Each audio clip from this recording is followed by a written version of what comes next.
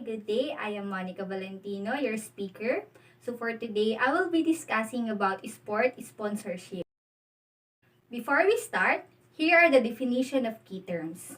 Sport, an activity involving physical exertion and any skill in which an individual or team competes against another or others for entertainment. Sponsorship or sponsoring, the act of supporting an event, activity, person, or organization financially or through the provision of products or services. The individual or group that provides the support, similar to benefactor, is known as the sponsor.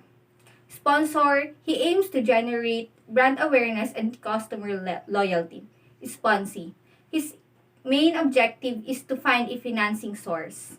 Athlete, a person who is proficient in sports and other forms of physical exercise. Team, a group of players forming one side in a competitive game or sport. So what is a sport sponsorship? Sport sponsorship is when a company decides to associate its brand to a sport event or club. It is a powerful and impactful marketing technique. It consists of association between a company or the sponsor and a sport club or event. So here is the origin of sport sponsorship. The origin of sports sponsorship can be tracked back to the gladiator arenas in Rome, where famous public personalities provided support for gladiator games in order to boost their image in the eyes of public. Modern sports sponsorship is traced to the 1912 Summer Olympics, when a Swedish firm paid the organizing committee for permission to use the event's image to sell souvenirs. Coca-Cola purchased the first ever official sampling rights to the Olympics when it acquired the rights for the 1928 Winter Olympics held at St. Moritz, Switzerland.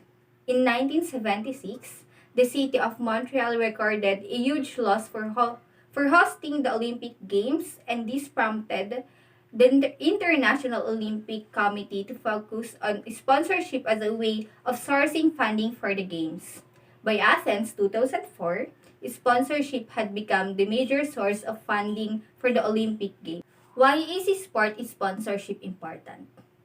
Having sponsorship funding allows athletes to focus more on the training and production of their sports and reduces stress when it comes to finding money to train and put on events. Sponsorships between brands and teams or athletes is a partnership where both brand and team benefit. 7 ways a sponsor can achieve an effective sponsorship campaign. First, communicate.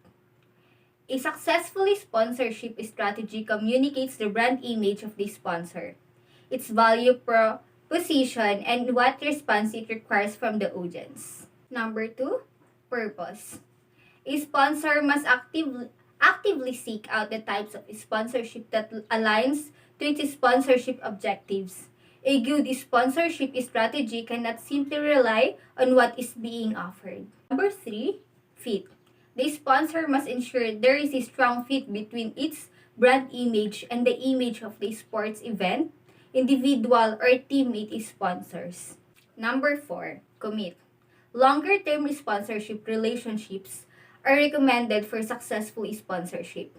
If possible, a sponsor should also seek out exclusive sponsorship agreements in order to reduce clutter. Number 5, visibility. Awareness is one of the major objectives of sponsorship. Therefore, a sponsor should seek opportunities that generate the greatest publicity and brand exposure. Number 6, returns. A sponsor must define what is an acceptable return on its sponsorship investment. Number 7, control. The final step suggests that a sponsor must actively manage its sponsorship programs. Proper activation programs must be developed to reap sponsorship benefits.